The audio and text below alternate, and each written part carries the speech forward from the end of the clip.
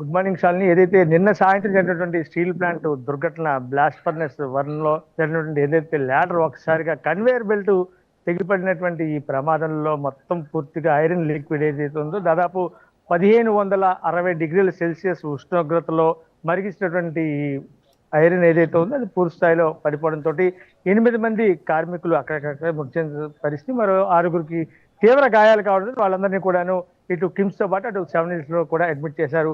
ఇక ప్రధానంగా మనం చూసుకున్నట్లయితే ఈ రోజు కేజీహెచ్ దగ్గర నిన్న అర్ధరాత్రి మిడ్నైట్ సుమారు 2 గంటల ప్రాంతంలో ఈ డెడ్ బాడీలన్నింటినీ కూడాను కేజీహెచ్ మార్చి తరలించి వాటిని పోస్ట్ మార్టం చేసి అనంతరం డెడ్ బాడీల్ని వాళ్ళ బంధువులు ఎవరైతే ఉన్నారో కుటుంబ సభ్యులు వాళ్ళకు అప్పగించాలని చెప్పి ఒక ప్రయత్నం అయితే జరుగుతుంది. అయితే ఇక్కడ ప్రధానంగా మనం చూసుకున్నట్టయితే ఈ డెడ్ బాడీలను అసలు ఐడెంటిఫై చేయలేని పరిస్థితి నెలకొందని చెప్పి ఉన్నటువంటి ఎవరైతే డాక్టర్లు కానీ నిపుణులందరూ కూడా చెప్తున్న పరిస్థితి. ఈ నేపథ్యంలో కొంతమంది బాడీలు అయితే అసలు పూర్తిగా ఐడెంటిఫై చేయలేని పరీక్షలు అక్కడ ఉన్నటువంటి ఫ్యామిలీ మెంబర్స్ ఎవరైతే ఉన్నారో వాళ్ళ డిఎన్ఏను టెస్ట్ చేసి దాన్ని పరికరాలను ఆధారంగా తీసుకొని వాటితోటి ఆ నమూనాలు సేకరించి విజయవాడ ఎఫ్ఎస్ఎల్ ల్యాబ్కి తరలించి వాటిని ఐడెంటిఫై చేసి ఆ బాడీని అప్పచెప్తా ఉంటున్నారు. ఇక దీనికి సంబంధించి ఈ రోజు మనం విశాఖపట్నం స్టీల్ ప్లాంట్ దగ్గర ఉన్న ప్రధానంగా బీసీవై పార్టీకి సంబంధించిన కొంతమంది నేతలు కూడా ఇక్కడికి వస్తున్నారు. వాళ్ళు ఏం చెప్తారు, వాళ్ళ ఆవేదన ఏంటి, ఈ రోజు జరిగినటువంటి కార్మికులకు సంబంధించిన ప్రమాదం మీద వాళ్ళ అభిప్రాయం ఏంటి అదే తెలుసుకుందాం. చెప్పండి అన్న, ఏం చెప్తారు మీరు ఈ రోజు జరిగినటువంటి ప్రమాదం, నిన్న సాయం జరిగినటువంటి ఘటన మీద మీ వాయిస్? ఈ ఘటన జరగడం అనేది చాలా దురదృష్టకరమైన విషయం అండి. నా పేరు నమ్మి అప్పలరాజు, భారత చైతన్య యోజన పార్టీ నుంచి స్టేట్ పిఎస్సిగా పనిచేస్తా ఉన్నాను. ఈ రోజు బోడే రామచంద్ర యాదవ్ గారు ఆదేశాల మేరకు ఈ రోజు జరిగింది. ఈ పాస్ కూడా ఇవ్వకుండా మమ్మల్ని ఆపారంటే అక్కడ ఎంత దారుణంగా జరిగి ఉంటుందో అనేది అర్థం చేసుకోవచ్చు. దాంతోపాటు దాని మీద ఏదైతే మన అగ్నిగుండం పొంగిందో దాని తాలూకా కప్పు ఒక 2.5 నుంచి 3 టన్నులు ఉంటుంది. ఆ కప్పు ఎయిడిపోవడం వల్ల కూడా ఈ దుస్థితి వచ్చిందనేది కూడా అర్థమవుతుంది. అంటే ఇంత నిర్లక్ష్యంగా ఉన్నారని చెప్పేసి అర్థమవుతుంది. దాన్ని బట్టి మేము దాన్ని చాలా తీవ్రంగా ఖండిస్తున్నాము. కానీ మా డిమాండ్స్ ఒకటే ఉన్నాయి. 8 మంది చనిపోయారు. ఆ 8 మంది కూడా ₹1,00,00,000 ఖచ్చితంగా ₹1,00,00,000 ఇవ్వాలి. గతంలో కూడా పాల్మర్స్ కంపెనీ కాలిపోయినప్పుడు కూడా ఆ రోజు ఫైర్ అయినప్పుడు కూడా ఖచ్చితంగా మనిషికి ₹1,00,00,000 చొప్పున ఇచ్చారు. అలాగే వీళ్ళకి కూడా ₹1,00,00,000 చొప్పున ఇస్తూ అలాగే ప్రతి మనిషి ఒక ఇంట్లో ఉద్యోగం కూడా ఇవ్వాలని చెప్పేసి డిమాండ్ చేస్తున్నాము. మీరు చెప్పండి, మీరేమంటారు? ఇప్పుడు ఆల్రెడీ ఇప్పుడు మనం చూసుకున్నట్టయితే గవర్నమెంట్ నిన్న స్వామి కుమారస్వామి ఎవరైతే వచ్చారో వచ్చిన వాళ్ళు 25 లక్షల రూపాయలు చనిపోయిన కుటుంబాలకు ఇస్తా ఉన్నారు, 10 లక్షలు క్షతగాతులకు ఇస్తా ఉన్నారు, శాశ్వత ఉద్యోగం ఒకటి ఇంటికి ఒకటి ఇస్తా ఉన్నారు. సో ఇంకా ఏంటి డిమాండ్? సార్, మా BCY party, I am Ranjan Kumar, judge from Telangana and Andhra judiciary. మేము BCY party central committee member గా ఉన్నా. మా యొక్క పార్టీ బోడే రామచంద్ర మీ డిమాండ్స్ ఏంటో చెప్పండి సార్, ఆ తర్వాత మీ పార్టీ గురించి చెప్తారు. కానీ యాదవ్ గారి ఆదేశానుసారం మా యొక్క డిమాండ్, పార్టీ డిమాండ్ ఏంటంటే ప్రతి ఒక్క ఎఫెక్ట్ అయిన ప్రతి ఒక్క ఫ్యామిలీకి ₹1,00,00,000 ఇవ్వాలి. వాళ్ళు ఇచ్చే కాంపెన్సేషన్ కానీ డ్యామేజెస్ కానీ అవి ఎందుకు సరిపోవు. ఆ యొక్క ఫ్యామిలీకి ప్రతి ఒక్క ఫ్యామిలీకి ₹1,00,00,000, ఎఫెక్ట్ అయిన ఫ్యామిలీకి ₹1,00,00,000 కంపల్సరీ ఉండాలా, ఇవ్వాలా. అది ఇచ్చేంత వరకు మేము మా బీసీవై పార్టీ తరఫున మేము పోరాడతాము. ఇదేనే కాదు, ఏ సమస్య అయినా ఏపీ అండ్ తెలంగాణ ఇండియాలో ఎక్కడ ఉన్నా సమస్య ఎక్కడ ఉంటే బీసీవై పార్టీ అక్కడ ఉంటది. ఆ సమస్య తీర్చడానికి మేము మా సాయశక్తులా ఇచ్చేస్తాము. Government, any government, central or state government దీన్ని కన్సిడర్ చేయాలా. This is the voice of AP and Telangana people. And మాకు న్యాయం జరిగేంత వరకు ఈ పోరాటం ఆగదు. BCY party Zindabad, BCY party. Thank you sir. మీరు చెప్పండి, మీరేం చెప్తారు? ఈ రోజు మీ పార్టీ నుంచి ₹1,00,00,000 డిమాండ్ చేస్తున్నారు. ఆల్రెడీ ఇప్పటికే గవర్నమెంట్ 25 lakhs అనౌన్స్ చేసింది, 10 lakhs అనౌన్స్ చేసింది. అదేవిధంగా ఆ ఫ్యామిలీ ఫ్రీగా ఉండడానికి క్వార్టర్స్ ఇస్తామని చెప్తున్నారు. ఏంటి పరిస్థితి? సార్, నా పేరు బంగపల్లి రాజు, నేను అనకాపల్లి జిల్లా కోకల్. చెప్పండి.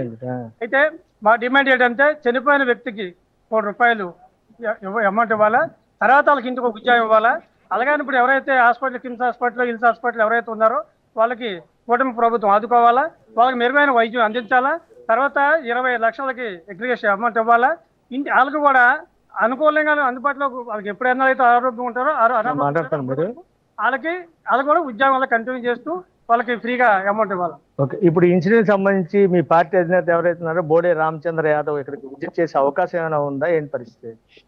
సరే, ఈ రోజు ఇక్కడ జరిగిన కార్యక్రమాన్ని తెలుసుకుంటే చాలా బాధాకరమైన విషయం.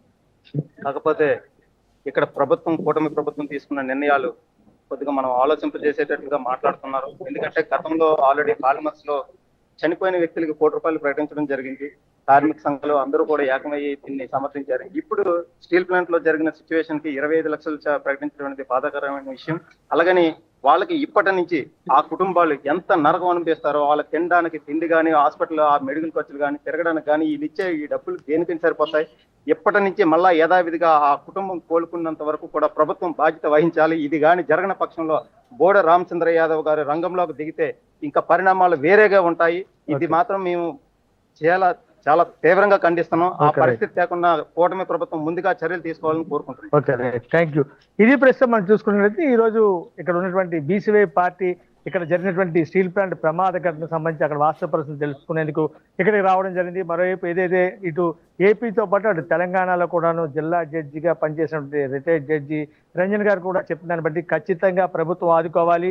ఆ ఫ్యామిలీ కేవలం 25 లక్షల రూపాయలతో సరిపెట్టడం కాదు, మినిమం ₹1,00,00,000 నష్టపరిహారం చెల్లించాలని చెప్పి ఆ రకంగా ఖచ్చితంగా చేయకపోతే మాత్రం బీసీవై పార్టీ మరింత ఉద్యమాన్ని తీవ్రతరం చేసి ఖచ్చితంగా ప్రభుత్వం వాళ్ళకు నష్టపరిహారం ఎక్స్గ్రేస్ ఏదైతుందో దాన్ని ఇచ్చేలాగా ఖచ్చితంగా చర్యలు తీసుకునేలాగా డిమాండ్ చేస్తామని చెప్పి చెప్తున్న పరిస్థితి మనం చూసుకున్నట్లయితే ఏదైతే ఈ రోజు ప్రజెంట్ వైజాగ్ కేజెచ్ లో ఈ గొంతెన భానుకుమారు, కోన ప్రభాకర్ రావు, నక్కా రమణ మృతదేహాలను వారి బంధువులకు మరి కాసేపట్లో అప్పగించడం జరుగుతుంది. మరోపక్క మనం చూసుకున్నట్లయితే నక్కా అప్పలరాజు, తినాదరావు బంధువులు ఇరువురు కూడా ఈ మృతదేహం తమదే అంటే తమదే అని చెప్తున్న పరిస్థితి నేపథ్యంలో ఆ పేరెంట్స్ అందరూ ఎవరైతే ఉన్నారో ఆ ఫ్యామిలీ మెంబర్స్ అసలు సందిగ్ధం పరిస్థితి, ఈ ఇద్దరు బాడీలు ఒకేలాగా ఉన్నాయా లేకపోతే ఏంటి అని ఐడెంటిఫై చేయలేని పరిస్థితిలో ఆ ఫ్యామిలీ మెంబర్స్ తాలూకా డిఎన్ఏని కంపేర్ చేస్తూ విజయవాడ తీసుకెళ్లి ఎఫ్ఎస్ఎల్ ల్యాబ్ లో టెస్ట్ అనంతరం ఆ బాడీలు అయితే అప్పగించే పరిస్థితి ఉంటుంది. ఇక మరి కాసేపట్లో విశాఖపట్నం స్టీల్ ప్లాంట్ కి ఇటు పవన్ కళ్యాణ్ తో పాటు అటు లోకేష్ కూడా రాబోతున్నారు. ఇప్పటికే లోకేష్ ఇక్కడ సెవెనీస్ తో పాటు అటు కేజీస్ లో కూడా విజిట్ చేసి బాధితులు ఎవరైతే ఉన్నారో చనిపోయినటువంటి కుటుంబాలకు భరోసా కల్పిస్తూ వాళ్ళకి ప్రగాఢ సానుభూతిని కూడా తెలియజేసిన పరిస్థితి ఉంది. Shalini. Right, thank you Kiran. కొంచెం